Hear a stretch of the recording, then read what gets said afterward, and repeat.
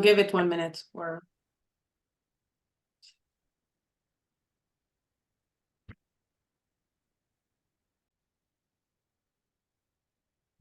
Hello, everyone. Welcome to Refugee Welcome Collective Lunch and Learn series. In these sessions, we aim to bring you interesting and timely information.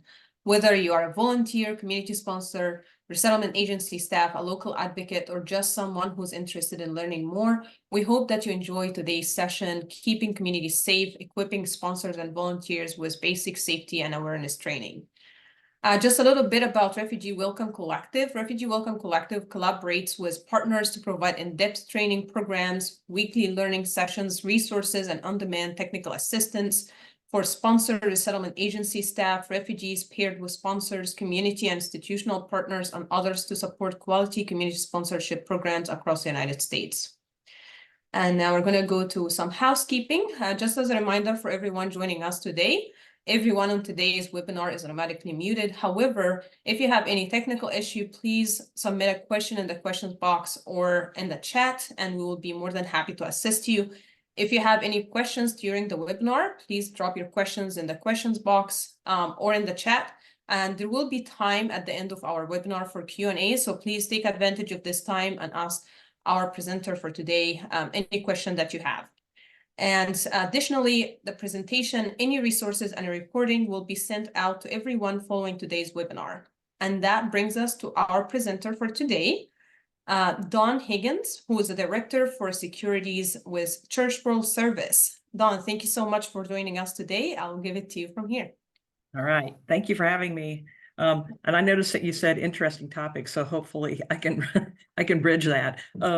But yeah, thanks for having me today. I am the Director for Security for Church World Service. I've been in that position since 2018. And I thought, just for purposes of knowledge, because this is my least favorite part of doing presentations, is just tell you a little bit about myself. I retired from the Indianapolis Metropolitan Police Department in Indianapolis, Indiana, in 2017. So that's the majority of my background is in law enforcement.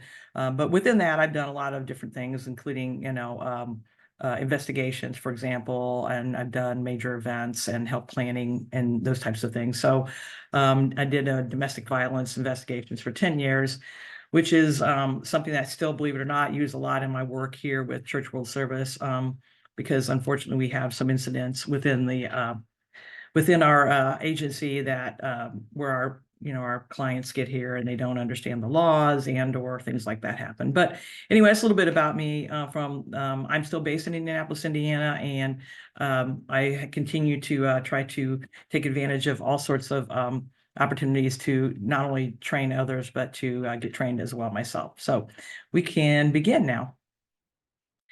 I've always been taught as I've moved forward that when I do my presentations, I must present some objectives. So we will do a little bit about duty of care and make sure we understand what that is, way to support volunteers, some general tips and safety guidance, and some resources will be listed at the end. Just along those lines, I want to make sure that you understand that, like, with a varied group like this is super basic, but I'm always happy to provide additional information after the presentation in terms of the Q&A, or you're always welcome to reach out to me, and I'm glad to direct you or provide you with some guidance. I don't always specifically work with Church World Service because I'm a member of a Safety Security Focal Point Forum with all the resettlement agencies. So it's not unusual to have somebody reach out to me and ask me for some guidance or resources or information. So I consider that part of my responsibilities as well as to help others. So feel free to keep that in mind. And we'll go to the next slide.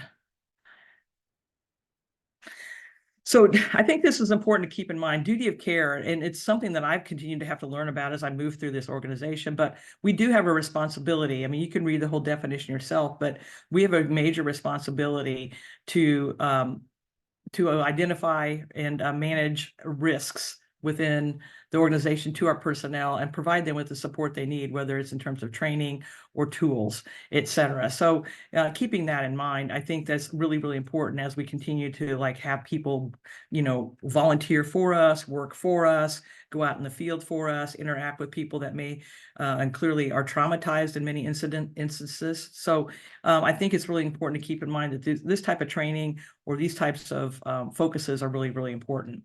And, we use safety and security intermittently. There is obviously a difference. The safety is one that's an intentional issue, like it's caused by a wildfire or, a tornado or even a gas leak or something like that, whereas security is like an intentional, deliberate act, usually by at the hands of some other human to cause us harm or to cause harm to our organization and to our staff. So just those are basic stuff, but and we can go to the next one.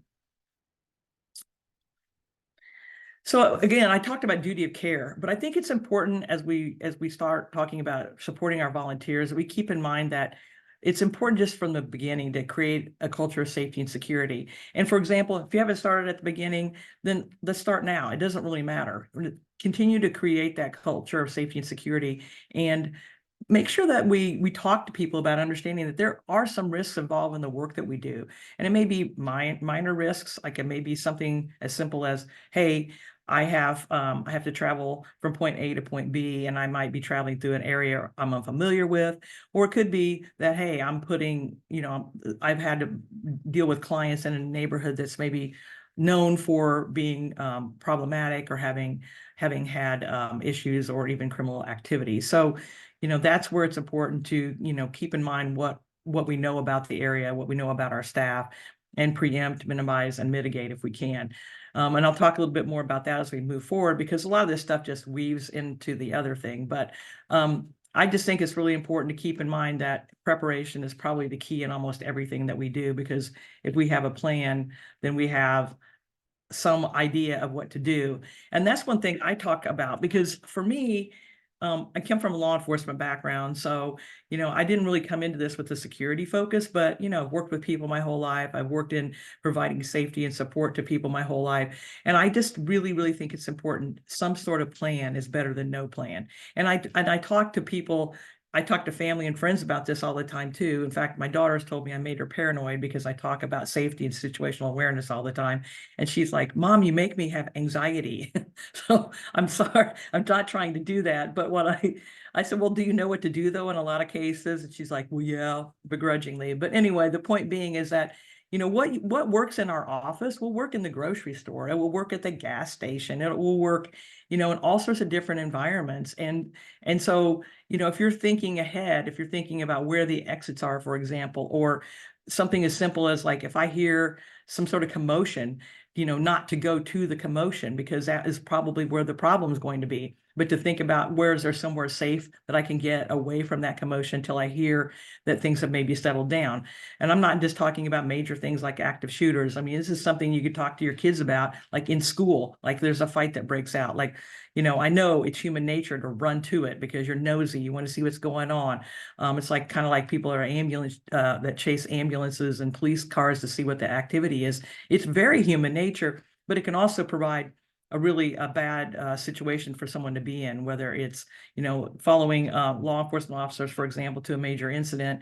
Could be that you're compromised, or it could be you get stuck in the crime scene for 4 or 5 hours. That you don't want either. But those are silly maybe examples, but the point being is a plan in place is going to give you a head start on everything. And you can do that as well sitting in your chair at home, to be perfectly honest with you, because you can think about, hey, I mostly go to this CVS, I mostly go to this Walgreens, I mostly go to this grocery store. Do I really know where the exits are? Do I know what within those buildings would provide me with cover?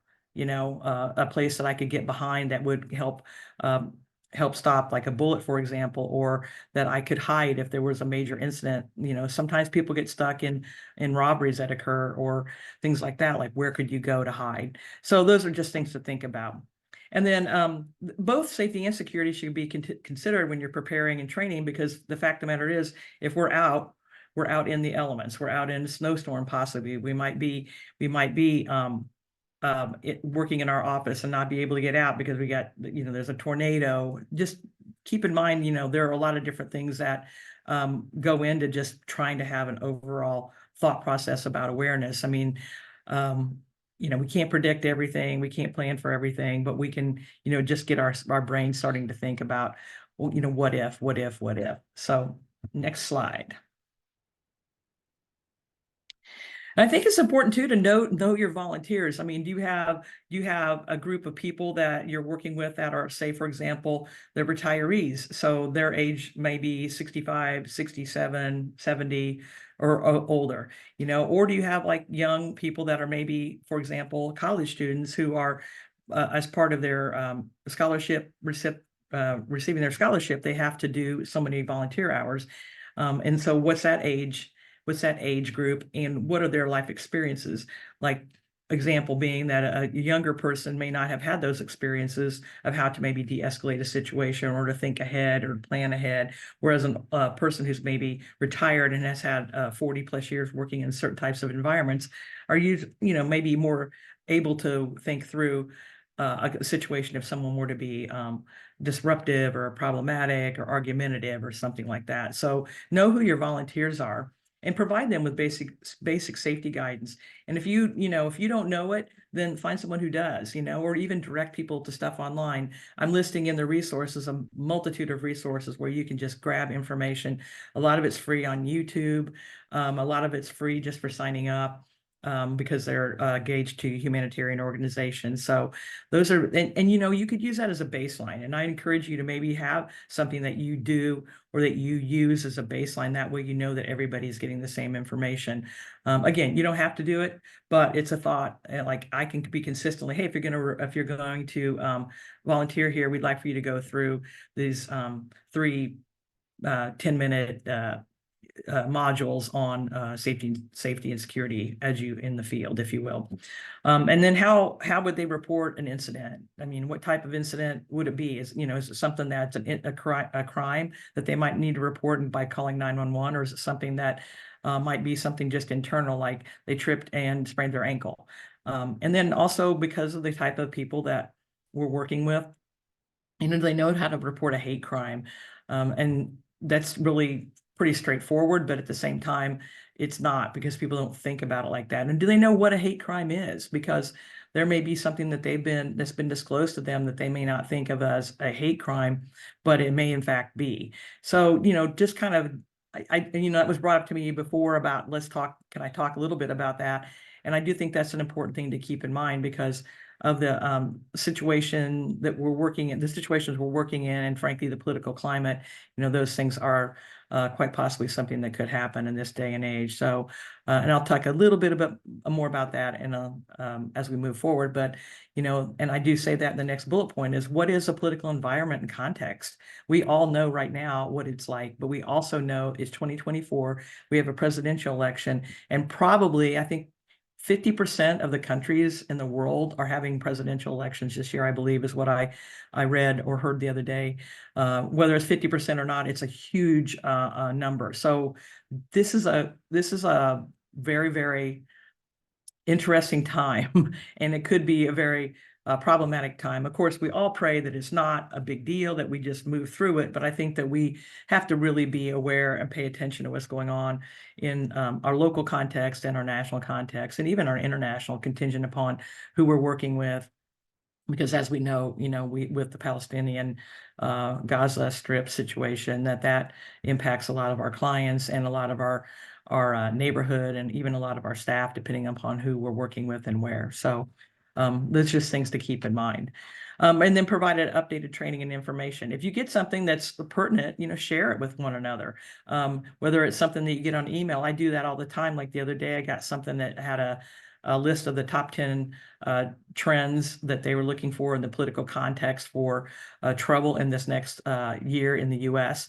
And I shared it with some of my staff, some of my coworkers and colleagues, and they were like, oh, this is great. This is information that we would use. And I even prefaced it like, I'm not sure if this is interesting to you or of use. And they're like, absolutely, I'm going to share it with some of my coworkers.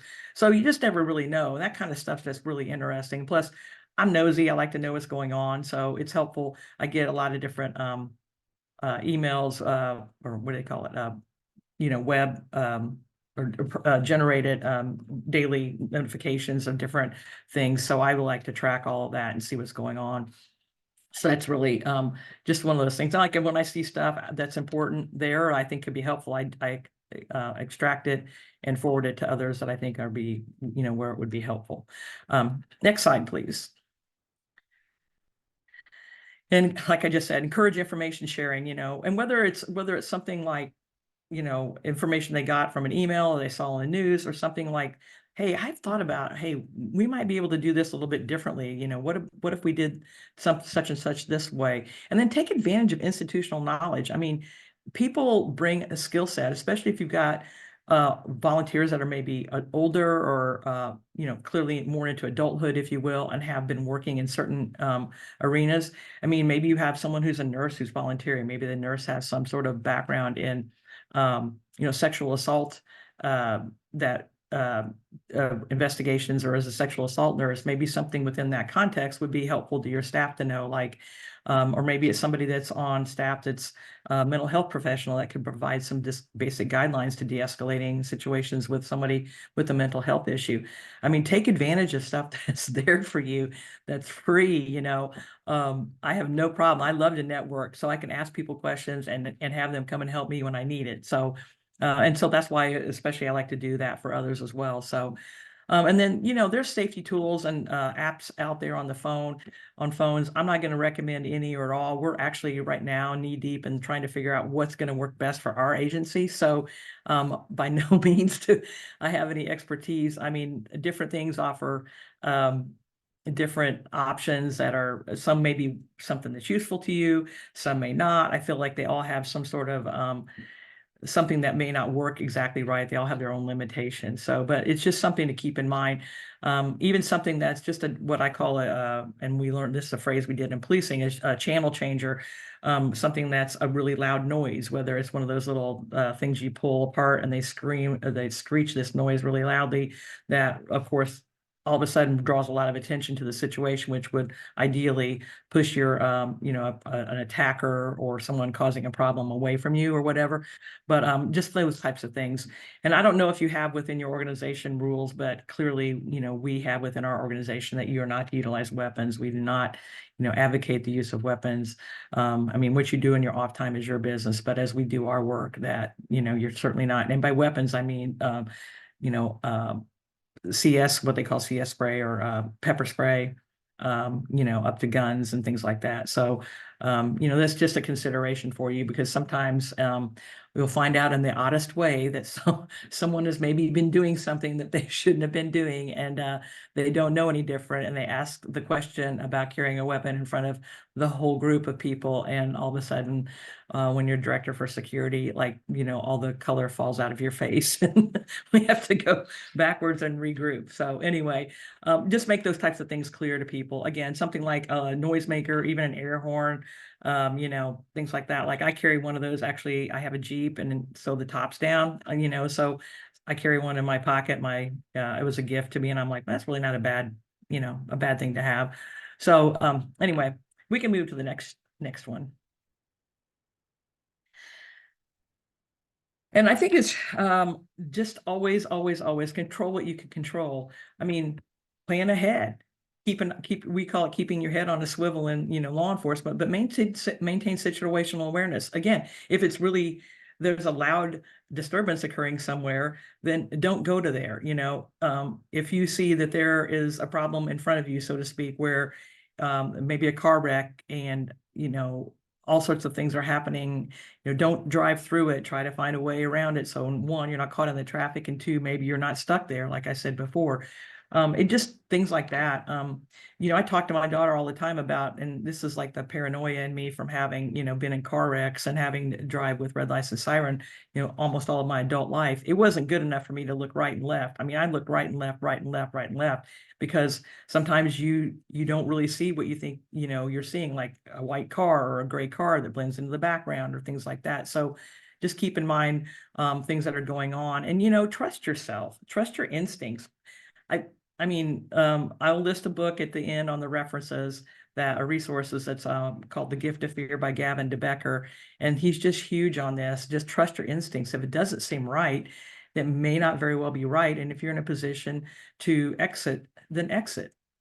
Find a way to exit. And again, I'll hit on that in a little bit too, but find a way to diplomatically exit from the situation. If it's someplace where you really have to answer to someone, for example, like you're in a meeting, or, if you're in a grocery store or something like that, then get out, you know. I'm telling you, I don't know if anybody remembers this, but when we had COVID and the people were fighting and arguing in the grocery stores all the time because they were going for the same products, and people were on high alert, and they were tense, and they hadn't been around people. And then when they go around people, some people wear masks, some people didn't. And then there's, you know, there's all sorts of crap. So, you know, if you let go, it's not worth it. And that's the whole point of the next bullet point. There is nothing that any of us are doing here that's worth compromising our safety or risking injury, at least in the environment that we're working in. There are other places clearly outside the country where, you know, we know we're placing people in different circumstances, but here where we're at doing the work we're doing, don't do it. It's not worth it. There's no need for it, and there's always more than one way that we can address the situation that maybe you're talking to an individual about at the time, or in whose home you're in. So again, leave if it's not safe or you have concerns. Next slide. So just to be clear on what situational awareness is, basically pay attention to what's going on around you. You can read the whole definition, but, you know, again, you know, do you hear something? Did you catch something out of the corner of your eye? You know, and I always use this example. If you've ever heard me speak before, it's like, I would venture to guess that very few, if any people, if you still go to the movie theater, you go and you don't know where the exit is, because there was a shooting at a movie theater and people didn't know where the exit was. So, you know, I'm the same way. I look at where's the exit? How am I going to get out of here? You know, like if I sit at the top, and, you know, a lot of these theaters are built so that you're kind of trapped. Your back is right against the wall, and the movie is being projected from behind you. So could you get, you know, if something's happening on the right side, can I exit on the left? You know, is there anything in here that can provide me safety? So again, it works in anything. It works whether you're driving your car, riding your bicycle, you know, walking in the store, you know, at school, you name it, college campus, you name it, an office setting. It doesn't really matter. It's just paying attention, watch what's happening around you, watch what people are doing around you, and watch how they behave, because those are, you know, those are a lot of telltale signs that people give about their, you know, what they're going to do, or what they're thinking, or, and I mean, like something silly. I'll just give you an example. I left this office that I'm in right now a couple seconds ago. I went to the restroom. As I walked by the bay of elevators, there was a guy literally talking to himself, which, okay, I double checked. Okay, is he really maybe talking on his phone? But the way he was talking, he was mumbling, he was kind of talking to himself, and he wasn't really talking. I didn't catch him talking about anything about what was going on in the environment we were in. And I immediately, spider senses were tingling. I just went back into this office, because I'm like, I'll let him get on the elevator. I really don't know. Maybe he was having a mental health issue. Maybe he was just the one who talks to himself. I just didn't want to be there. So just a simple example. You know, I wouldn't have gotten on the elevator with him. I can tell you that, you know. So just things to think about. Next slide. So I think it's important when you discuss the security with your volunteers that it does create that culture. It shows you care about what they're doing for you, and you care more about them as a person. It's not just what they're bringing to the table, but what they are as a human being to your organization, and the services that they're providing the others that they're working with.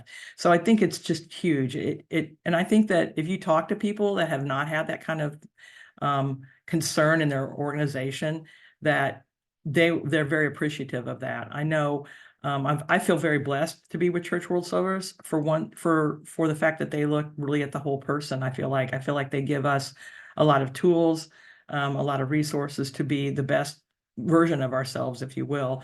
And they show a lot of support and concern for all of our employees, but especially those that maybe are coming from vulnerable populations that have now come to work with us, and that they know bring trauma with them and things like that. So just really, I think it sets a really nice stage, for lack of a better phrase, for all of your staff and all of your volunteers.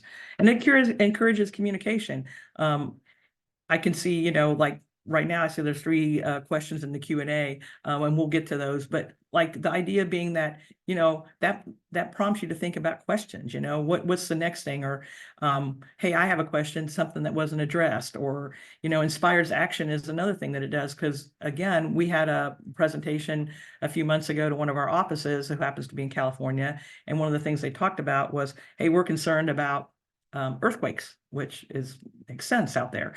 And not being the earthquake expert by any means, living in the middle Midwest my whole life, although we do have some here, but very, very rarely. But you know, there was a guy in the office goes, oh, hey, it's Earthquake Awareness Month or whatever it was. And he goes, I'm a kind of an earthquake geek. So he ran a drill for his offices. So, you know, again, you never know. You never know who you're going to find. You never know who might be inspired to do something interesting, or, you know, bring some information in, or might have a contact that would be able to provide you with some other, you know, a pro bono type assistance or resources. So next slide.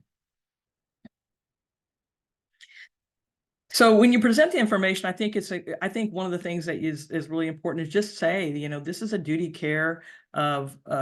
care issue for us, and we want you to know that it's important to us, and we want to empower you to, one, think and be responsible for your own actions, but to think about what information we're providing you, to think about how you can better maybe prepare yourself to go out and work with others. And, you know, I think it's important to make it pragmatic. We know nobody here, including me, is saying, hey, let's go out. Everybody should learn jujitsu. Everybody should learn some sort of, you know, hand-to-hand combat or anything like that. Frankly, those are great. If that's something that you're interested in, have at it. But it's like anything, it's muscle memory. And that's one of the things I'm trying to get people to think about here, is just your brain is your biggest tool. Let's utilize it to think ahead and plan ahead. You don't have to be the strongest. You don't have to have a bunch of tools.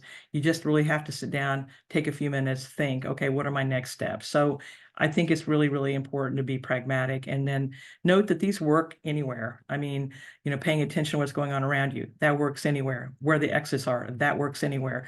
Noticing if the home or the environment you're in is really dirty, or there are things that are maybe problematic to you within there, whether, you know, it's something you see somebody has some sort of illicit you know, a narcotic, or, you know, tools by which they've used those within that, you know, the area that you're working in, or even something as like, I know some people collect swords. I mean, not that they're going to run off the wall and go into some sort of craziness on you, but it is a tool, and it is something that could hurt you. So just being aware of that, not to think somebody's going to do that, but just the idea that, you know, a lot of things can be problematic and cause injury. I mean, and you know, I say that because, you know, frankly, work in the domestic violence situation in the unit, that we, you know, we would see the craziest things that people would pick up and utilize as tools, because they had, you know, they were enraged at that time, and they were abusive and controlling individual, and it really just didn't matter whether it was their hands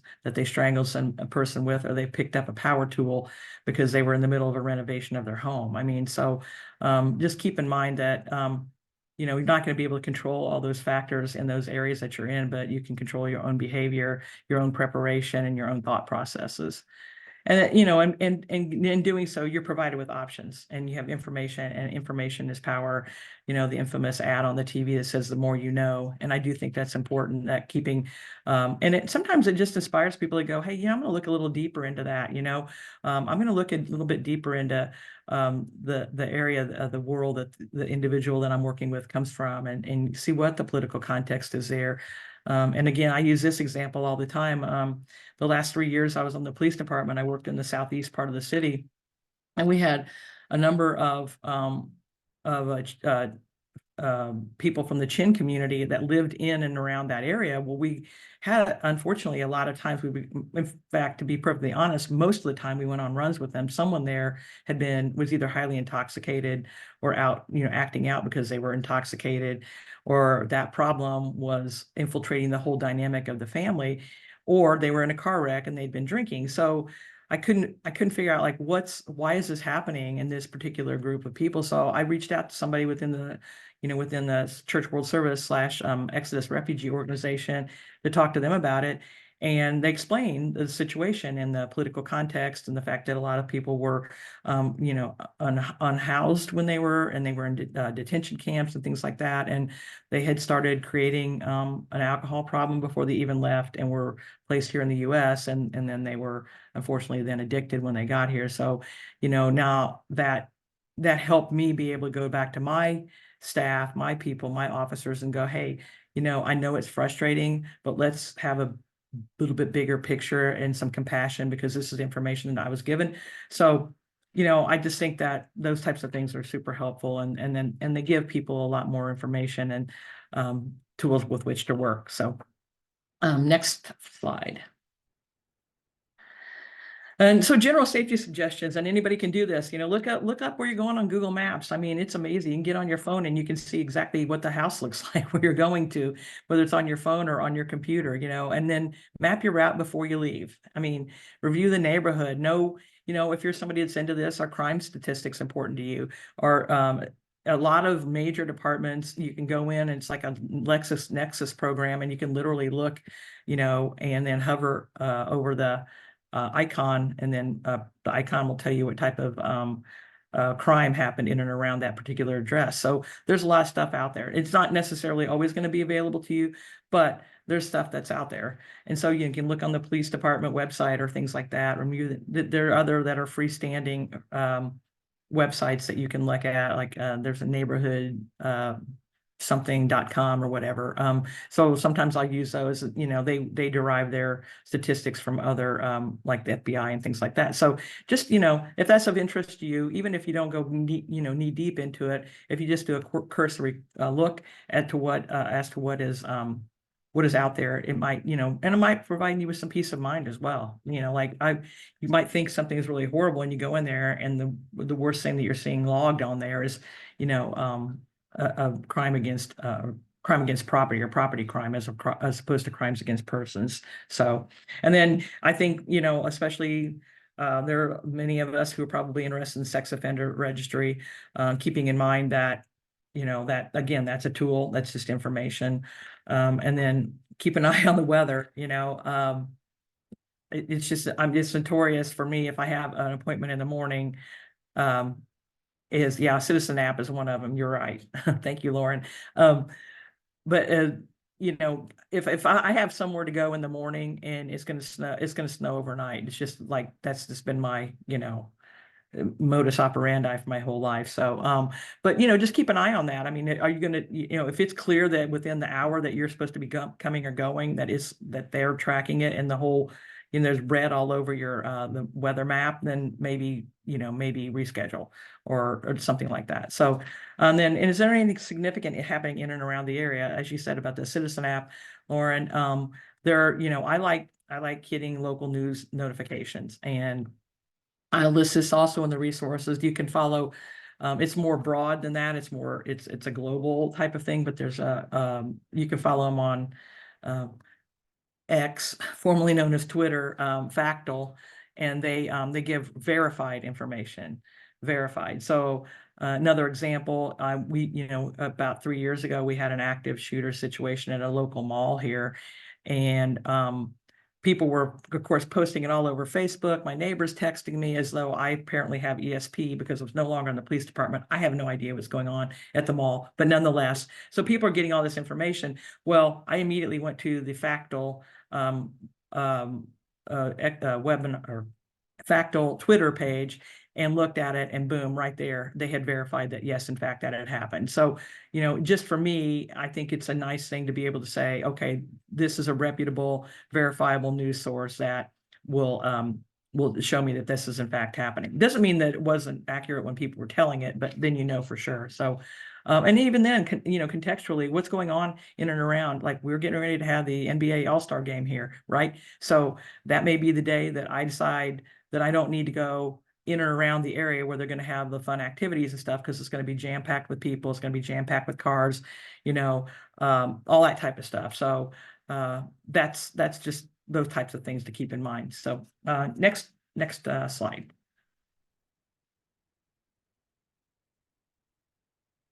I like the idea that if you have the ability, in which I know that you probably, some of you may, some of you may not, but talk to the people that you're going to visit and find out, where's a good place to park, and then make sure you park where you don't get trapped in. Again, we learn more from our mistakes. Someone, in our organization parked in a driveway that, unbeknownst to them, there was a domestic that, incidents that have been occurring in the household, and the perpetrator came home and ended up blocking the individual in the driveway so their car couldn't get out. So they couldn't get in their car, they couldn't get in their car and get out. So, those are things to keep in mind. Parking, same thing on the street parking, keeping in mind, like, is there enough room for me to get out if I need to quickly? And then, ask them anything they know about the neighborhood.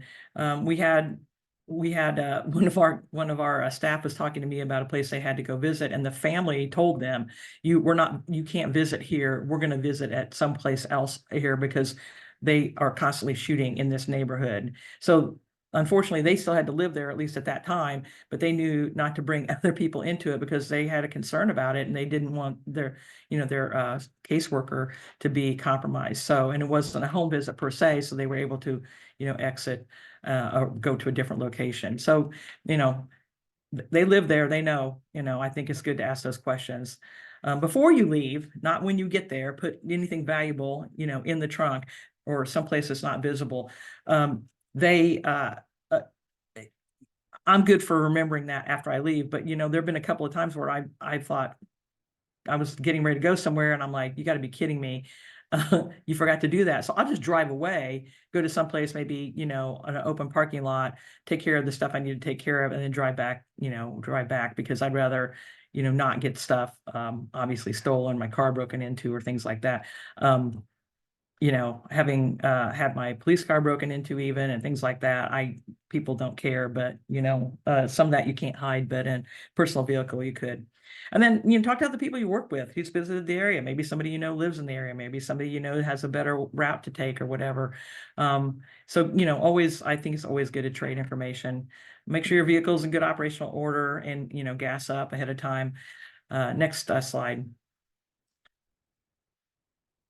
And then I'm big on phone chargers because this is our lifeline. Everybody, I literally don't know anybody who doesn't have a phone. And I know, my father-in-law, he wanted a flip phone when we were getting him, a smartphone, so to speak, an Apple phone or whatever, iPhone, and he wanted a flip phone. And they're like, they actually almost laughed when we told them that he wanted a flip phone. They're like, you're not going to get a flip phone, right?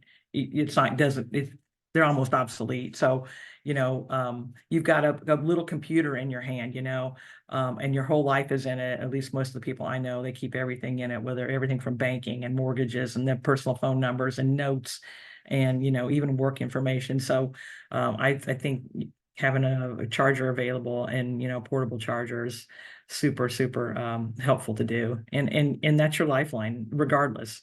So make sure you check in with your spouse, coworker, friend, significant other, or whatever, and let them know where you're going. If you don't have something preset in your office or within your volunteer organization about how to do that, it's simple. Hey, if I'm supposed to go to this house, I'm supposed to be there from 3 to 3:45. If you haven't heard from me, at 4 o'clock, will you, text me or call me, and then maybe you just got in a conversation and everything's absolutely fine. Maybe you have a safe word, like if they call and you answer the call and you say, yeah, you know what? I was getting ready to head back to the office because I left that red folder on my desk. Red folder means call 911. Red folder means an emergency. Or like, I left that yellow folder on my desk, and I'm going to have to go back in it. Like, hey, I'm in kind of weird situation. Check back with me 5 minutes. Whatever it is that works for you and or the people that you're working with, it's great. I just, and you could share your location. It's as simple as that. We were talking about it on a call this morning. I'm like, I can look exactly, I don't think she loves this still, but I can, because of safety, I can still find exactly where my daughter is. I know exactly where she is on campus, and then there's an exact address, and that's just a safety tool, for right now. And, You know, so you do that with your coworker, do that with your spouse, do that with somebody.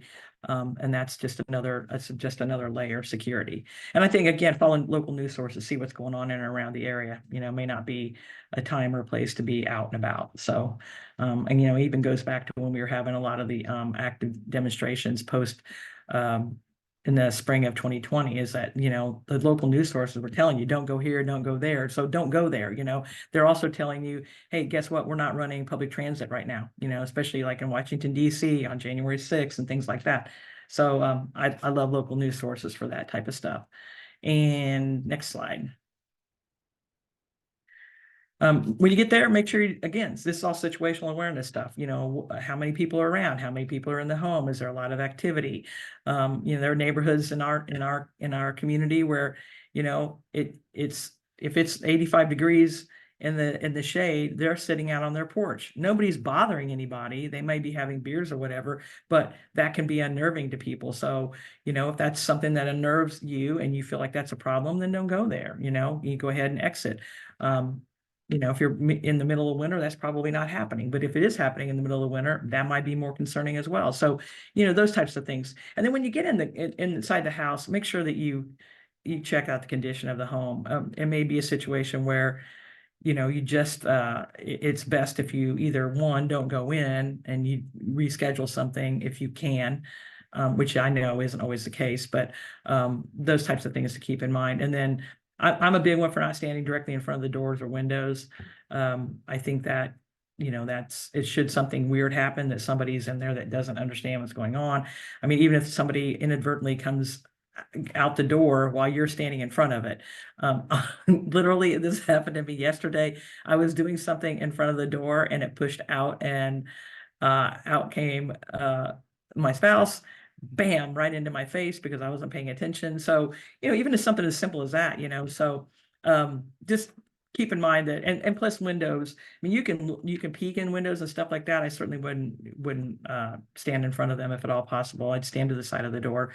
It's the old police trick thing, but nonetheless, it still works. And for all of us regular folks, and then listen to what's going on around you. You might walk up and hear an argument, you know. I mean, you got all these senses, take advantage of them. And then watch out for animals outside the home, inside the home. When you get in, you know, I mean, I'm sure we have more than constantly we're getting people we were getting dog bit at work, because, you know, they're hiding behind a house or in a bush, and you walk up to the door and all of a sudden here comes a dog and there's nothing you can do. So just keep an eye out for those types of things. And again, that's, you know, that's one of those things that's just a safety issue that good to think about. Next slide. And as I said, when you get in there, notice if there's any pets. I mean, it could be a boa constrictor that's in a you know, an aquarium, who knows? I mean, and that may be something that you don't want to have anything to do with, you know. Visible weapons, you know, exits. Are you going to stay, you know, try to stand close to the door? Once again, another error made. Somebody got stuck inside and off one of the extended stay hotels within our organization, and they got trapped inside because the person blocked the door. So if there's nobody that can be behind you to block the door, then you've got access to that door. So keep those things in mind. And conditions and sanitation, I mean, I think it's an often unthought of thing for some people, is that, you know, some of these places that we go, or I know for sure from my experience in my career, is that they're just absolutely, you're not going to want to sit down. You want to really touch anything, try to keep yourself away from stuff. And so like I would, you know, people would say, hey, would you like to have a seat? Especially in those places where it was not ideal. I would be like, yeah, you know, I've been sitting in my car all day. My legs need to stretch out. You know, it's going to stretch my arms out, kind of shake things out. So, you know, maybe think of some kind of a pre-thought of way to keep yourself from having to sit down, you know, like, hey, I've just been driving over here. I had to do this, this, and this, whatever, just little things like that. You can pre-plan for that. And again, like I said, don't get trapped, because that's not a situation you want to be in. And it's happened. It happened actually to another resettlement organization here recently, the same type of thing. So the doors are really, they're your escape route. So next slide. And if you have, like, sometimes I know people have to meet with, especially our people have to meet with young children. So and you have to be alone because they have to talk to them about specific things, but keep the door open and talk lower. I don't know if that's applicable here, but that's something to keep in mind. And if there's escalation, leave. Think of a pre-planned diversion. I use this one all the time. I have an Apple Watch, so it's nothing for me to look down at my Apple Watch and go, oh man, my daughter just texted me, I'm gonna have to bug out, you know. So think of something like that. And if you call 911, you need to call 911. If you can get to a safe place and you're not standing right there in the middle of the ruckus or the problem, try to do that. Call 911 from there, a little bit far removed from it, so you're not part of the situation. And then provide as much detail as you can to the 911 operator. So I think that might be the last slide, but next one. And again, reminder, political climate, this is an election year. Keep an eye on your local activities or concerns. And then think about, should you make operational adaptation or changes as it relates to these things? Because we will be talking about that within CWS this year. Like, are we going to, maybe take down some signage? Are we going to minimize our social media footprint during a period of time? Are we going to not publicize or have any major events that are outside, our regular operational stuff, because, that gives people more access to us, to our staff, to our clients.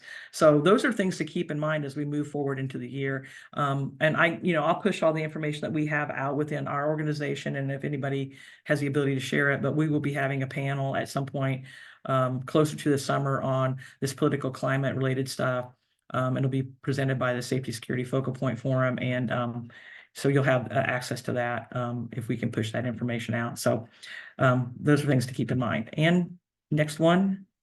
Oh my gosh, I think I did this twice. So move on. There we go. And then my resources. So man, I didn't think I would talk that long. Anyway, I'm sorry I talked so much longer, but hopefully there's a few things in there that are helpful. I'm happy to take questions. And again, to reiterate what Joy said, you guys will have access to all of this. I have no problem with sharing anything. I don't copyright anything, and nobody has any proprietary ownership. So feel free to take it, share, do with it what you'd like, steal it. I don't care. Use it for your organization. It's fine.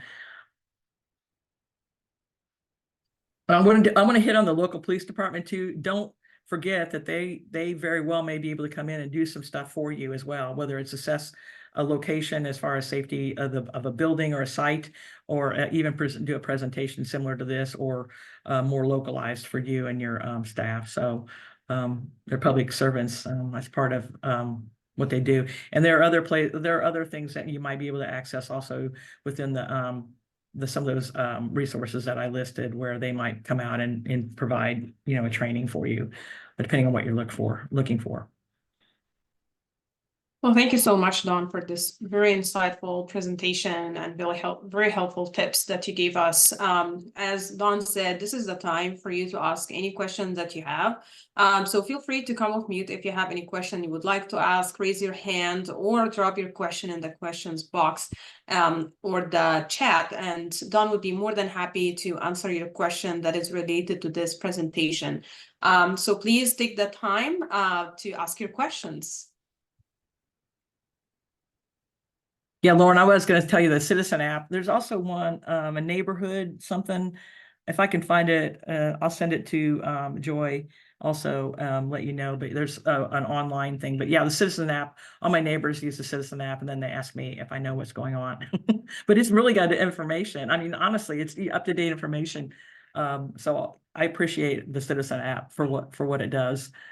Yeah, thank you. Are you talking about the Nextdoor app? Yeah, the Citizen, Nextdoor app, or Mhm. all those can be really helpful. Depends on how deeply involved you want to get. Right. Thank you. Wonderful training. Yeah. Thanks. Let me see, I'm seeing here. So you're standing, is that a question? You're standing with the records to give their voice.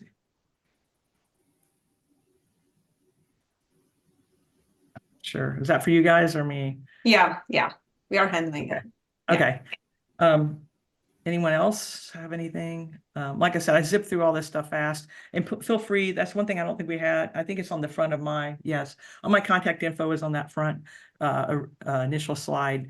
So feel free to reach out if you want to directly, if you have a question or issue or want some more resources, or like I said, I have other presentations that have more in-depth stuff in it. I'm glad to share any of those things.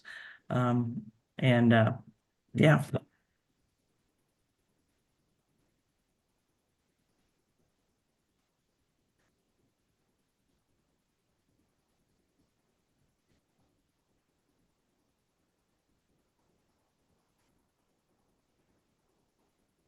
Don, just for the sake of the volunteers who are going to visit some refugees' families, I love how you said, like, keep someone else knowing what you're doing, or if there's an area. I also have seen some safe codes between people within the situation, just if there is something that's alarming that they can use with each other. Would you recommend something like using the tracking on iPhone between family members or something like that? Okay. Yeah. In fact, we're knee deep in trying to figure out what the best options for our organization are for here, the US based operations, because we have a lot of our staff is going out to these places to do home studies, and they're going by themselves. They have to go to the home. And so, the stopgap measure may in fact just be the iPhone location app and sharing your location with others. So, I mean, it's already on your phones, almost everybody's phone. I mean, it should be. So I think that's just an easy tool, and that I love it. I mean, I know people feel some paranoia about certain things, but like if, you can turn it on and off as you need. But for something like that, where you're visiting something, I would absolutely think that's a fantastic thing. And again, preset code words, preset check-ins, anything like that. And again, no cost. I mean, it takes you a couple seconds, nothing. No, you've already got it in your hand anyway. Might as well use it, Any more questions for Don before we move on?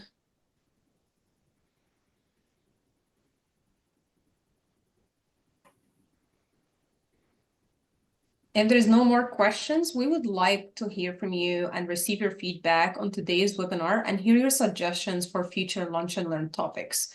We ask you to take a minute to complete a survey. So if you can just scan the QR code on the screen or follow the link in the chat, it will take you straight to our survey. Please share with us what are some topics that you would be interested in and your feedback. That would be very helpful for us to know.